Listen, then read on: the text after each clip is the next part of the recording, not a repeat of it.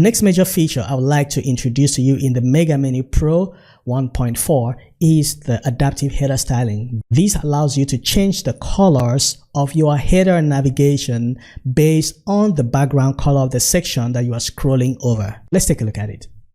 Now, if you take a look at this header, you're going to see that the colors are mostly white and black, but then when I begin to scroll over a darker section, it picks up the color of that section automatically. You really don't need to do anything. It just automatically picks up the color.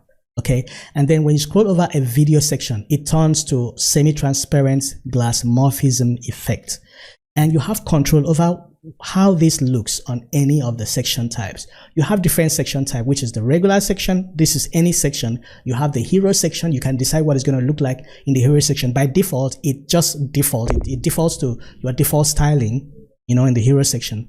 And then when it gets to a video section, you can determine what it looks like, or you could just leave it to be the way it is. And how does it know where the hero section is? All these sections have classes. So we have the hero section. For it to recognize the hero section, it has to have a class of hero section.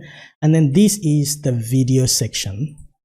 And for it to recognize the video section, it needs a class of video section. That is just it. Every other section doesn't need any special class. Now, if you don't want these to recognize this as a video section, then simply don't give it that class. And if you don't want the hero section to be recognized as the hero section, then just don't give it the class. It's as simple as that. Now, to incorporate this into your website, now this is our test site. Now we want to incorporate it into our demo site right here. Now, to do that, you go to your Gumroad dashboard and the adaptive header styling section, and you're going to copy the CSS, and you're also going to copy the JavaScript, and then you're going to go to your header template and create a code block and paste the CSS, paste the JavaScript, and then you're going to execute the code block. Make sure that it is executed, and then sign the code block if it is required. Once you do that, the next thing is to make sure you go to your header, because this can only work if it is sticky. You see, it has to be sticky. So you go to your header template settings, header, and enable sticky header. And once you do that, you have a sticky header. And then when we get to our demo page and we look at it, then you can see that what we just created, the colors have begun to change. You can see this is transparent, this is not transparent, this goes back to white. Now, how do you change the colors based on the background that it is? Now, we can change these colors based on either on a dark background, on a light background, or on a video background. Now, if we go into that code, and then let's expand the CSS, because mostly what you'll be working on is on the CSS. So you can see on dark background, and we can see how we redefine different variables on dark backgrounds.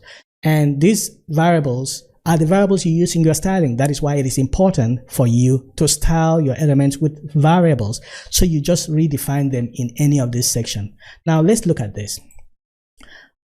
Now, on a dark background, we want this not to be purple anymore. We want it to be black. That is our list item background. So let's go back. You can see this is a tab list wrapper background. Now it is Rebecca purple here, and we're going to copy that, and we will go and redefine it. So when it is on a dark background, so let's look at it. We already have the tab list items here, but we don't have the tab list item background. So I'm going to add it. And I want it to be just black, and I'm going to save that, and let's see what happens when it's on a dark background. And let's go to the dark background and check. You can see it turns to black. Now, what are all these are showing as orange red? Why is it showing as orange red? Let's go back there and see, because we redefine our primary color on dark background to be orange red. Of course, you can change it to any color. Now, when we go to the video section, you can see it still goes back to purple. So on the video section, so this is on dark background. So let's scroll down to where you have the video section. On video section, we still want to define that tab. Let's go to the tab navigation section, and then I want to paste this, and I still want it to be black, but then I don't want it to be black. I want it to be translucent also. So we have some translucent colors here. So video hover background. So I'm going to just come here and say I want it to be the video hover background. So let's say var video hover background, so it will be a bit transparent to be consistent with the rest of the styling. So we come here, you can see it is just a little bit transparent, as you can see.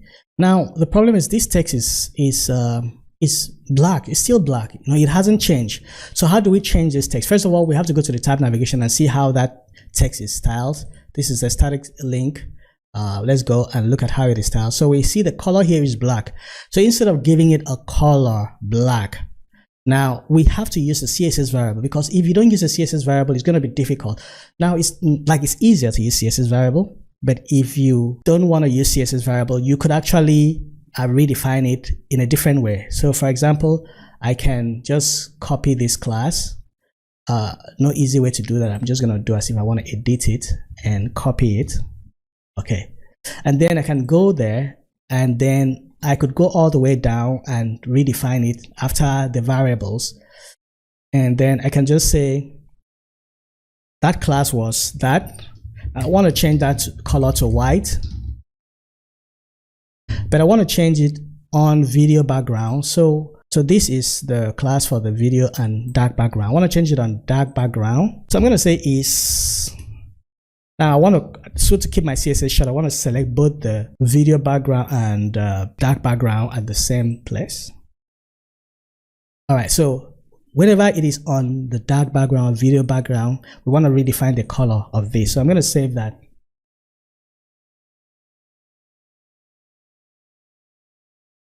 And let's see. You can see now it is white. So we've basically just finished. I didn't have to do much, okay? Now, even this, if we want to change the color of this and all this, we do the same thing. We can do the same thing. So all you need to do is either you declare this as a variable and then redefine that variable in the adaptive height code block. So where do you declare this? So let's say we wanted to change this static. And we have this. And what is the background color? This is the background color. Now, I could just say TN feature wrapper background also. So instead of putting this color, I can cut this color, copy that color, and just say the color will be var TN feature BG. Let me just copy that.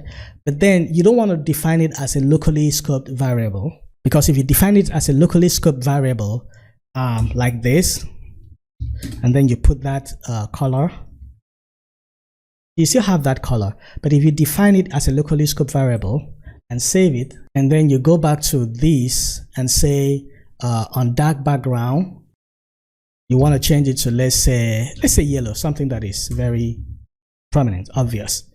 Now you want to redefine that as yellow when it's on a dark background. So let's see what happens.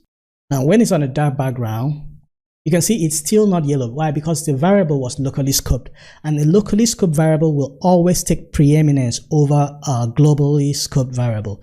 So what do you do in this case? So if you have this, you don't put that variable here.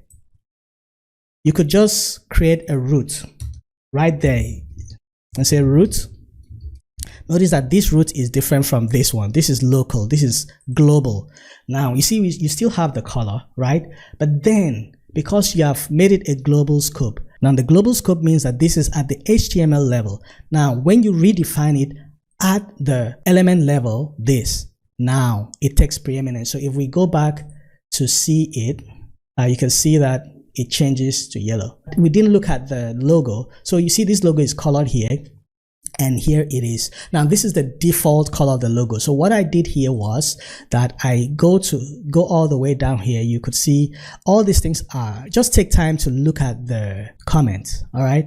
So we have the logo color went on dark background. So we changed the path fill to white. That's all I did.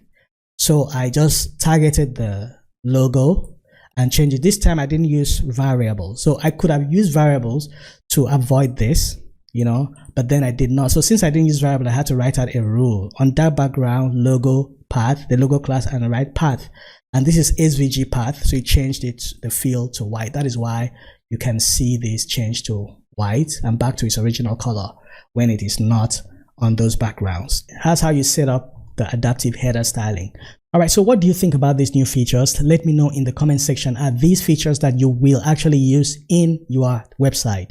Let me know in the comment section if there's any other feature that you would like to incorporate in your header and navigation, please let me know and I'll do my best to make sure it happens. So if you learned something in this tutorial, let me know in the comment section, hit the like button. And if you want to get the Mega Menu Pro, you could get it here at Gumroad. I'm going to put a link in the description and you're going to see a link right here. So get it from Gumroad and use it to build your Mega Menu. I'm going to be bringing out more videos. We're going to build more Mega Menu live examples. Until next time, do have a great day. Bye.